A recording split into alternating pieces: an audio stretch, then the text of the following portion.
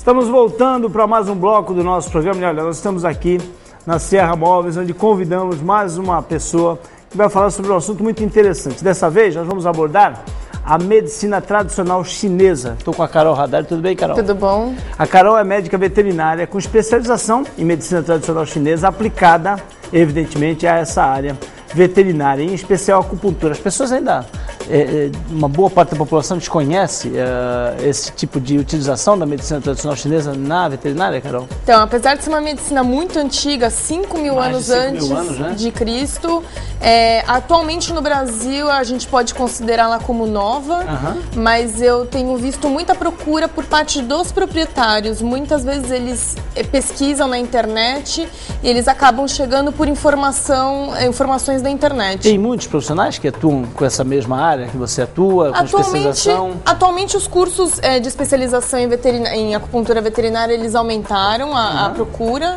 e, assim, muitas pessoas muitos veterinários eles vêm se especializando. Né? Como é que surgiu isso na tua carreira? Como é que você começou a demonstrar, a criar interesse em se especializar nessa área? Quando eu estava terminando a faculdade, teve o Congresso Internacional de Acupuntura Veterinária aqui em Santos, e eu ia no acupunturista receber acupuntura, eu gostava, mas eu não tinha a menor noção. Não sabia que existia... Do quão amplo que era a medicina tinha chinesa. Tinha conhecimento dessa utilização em animais. Exatamente. Mas eu achava que era mais para o animal ficar zen, relaxado, tirar a dor.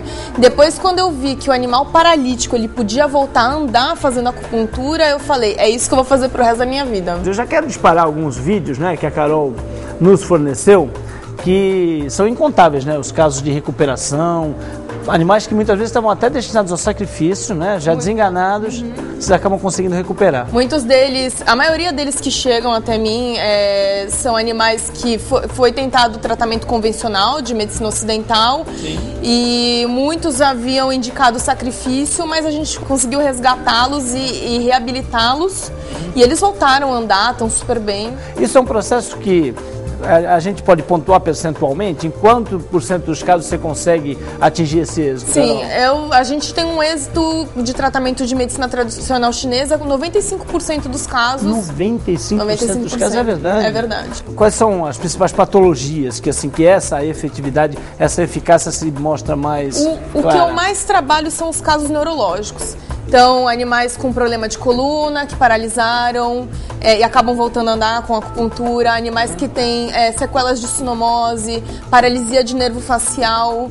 Quando você vê em livros de neurologia, eles não indicam acupuntura e que o prognóstico é de ruim a reservado, a gente tem remissão completa da sintomatologia em 4 semanas, por exemplo. E por que não há essa indicação? Porque não há a integração da medicina ocidental com o recurso da medicina oriental? Pois é, eu gosto de falar que eu trabalho com a medicina integrativa. Então eu trabalho com os veterinários clínicos que eles referem a acupuntura como tratamento. Sim. Só que hoje em dia eu acho que ainda tem um pouco tal da multidisciplinaridade, né? Quer dizer, medicina integrativa, como você falou. Então eu acho assim que hoje em dia ainda tem um pouco de preconceitos com relação à acupuntura. Sendo que a gente tem que integrar o que tem de bom nas duas medicinas. Mas o pessoal tem aceitado muito bem, tanto pelos proprietários quanto pelos profissionais. A Carol trouxe aqui alguns equipamentos, vamos mostrar, Carol, para eles, para que as pessoas tenham curiosidade, eu também, de saber como é que é feita, né? Porque não é somente a acupuntura como a gente conhece, só a inserção das agulhas, você tem alguns outros recursos, né? A gente tem as agulhas humanas, que elas variam o tamanho, a gente pode usar o mandril, que ele é como se fosse um canudinho para facilitar a inserção. Essas agulhas são humanas. As mesmas agulhas que você utiliza para os animais eu uso, que são utilizados em humanos, eu utilizo em animais. E aí a gente tem os eletrodos do aparelho de eletroacupuntura, que eles vão fazer um estímulo mais intenso. E a Carol faz isso com uma tranquilidade em si mesma, que é impressionante. Se o apresentador desmaiar, não. Brincadeira. Tem que fazer deitado. Então a gente põe um aparelho, e é um aparelho de eletroacupuntura que vai fazer um estímulo mais intenso do que só se fossem as agulhas. Para otimizar o resultado. Exatamente. Que o animal sente como se fosse um formigamento.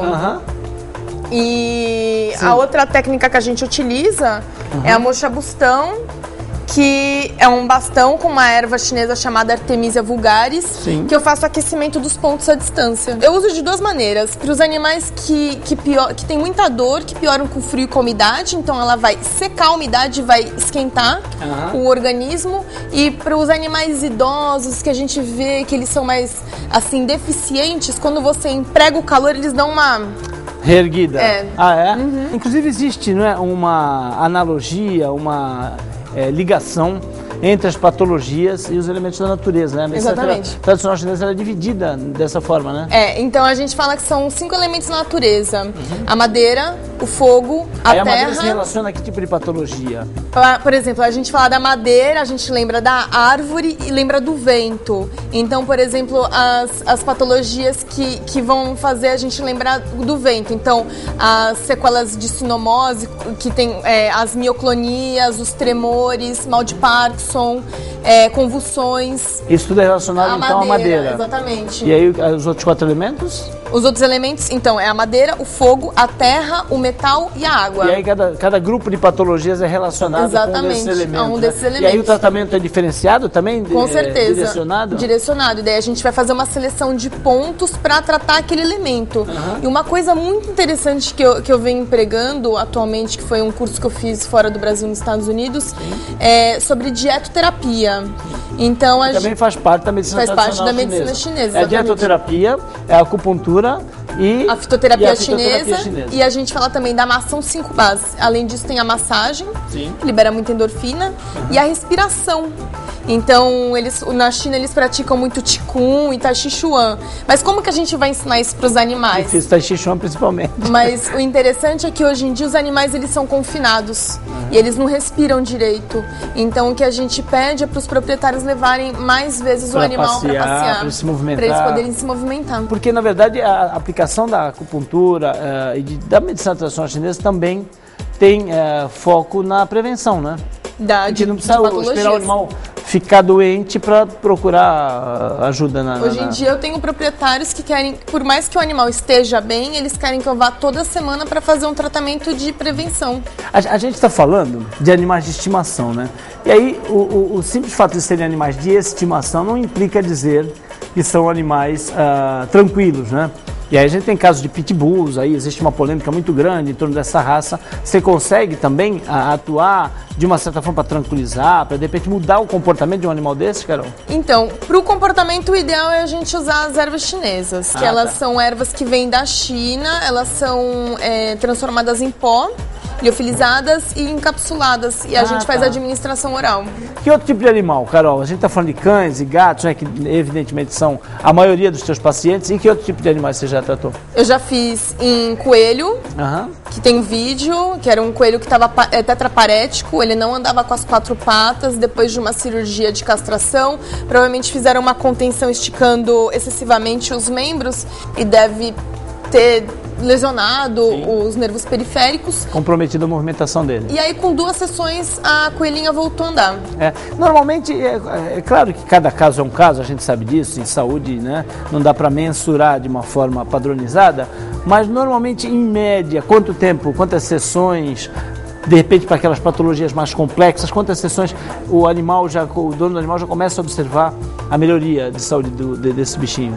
Bem, se a gente falar de paralisias, eles podem observar respostas de 1 semana a 1 mês. O animal voltar a andar nesse período. E alívio de dor, rápido, 1 semana, de 3 dias a 1 semana. A gente vê alívio de dor. Às vezes, na hora da sessão, você tira a agulha, o animal já anda assim, super bem, como se não tivesse nenhuma patologia. E que outro tipo de patologia, mais como essas, articulares, você já mencionou que tem uma eficácia bastante grande. Que outro tipo de patologia ele é bem eficiente? Eu trato muito a pele. Também, então, animais que constantemente têm problema de pele, aquelas pústulas, alergia, prurido, que é a coceira.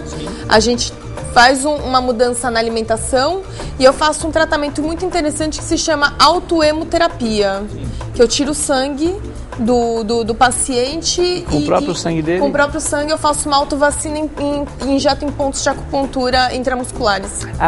Esses pontos, né, são chamados acupontos? Isso, acupontos. Existe um gráfico já para que cada região... Exato, mapas para que cada região que você aplica tenha um efeito em uma região relacionada com um órgão e víscera, porque a gente tem 12 meridianos, sendo que desses 12, 10 são órgãos.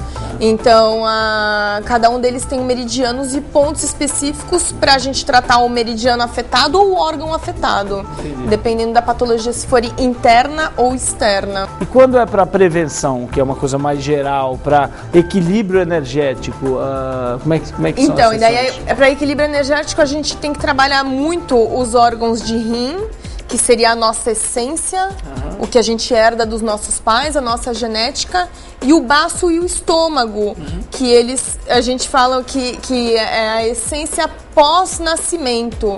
Então a gente tem que fortalecer esses órgãos, que são eles que vão receber os alimentos e vão transformar isso em energia e sangue no nosso corpo.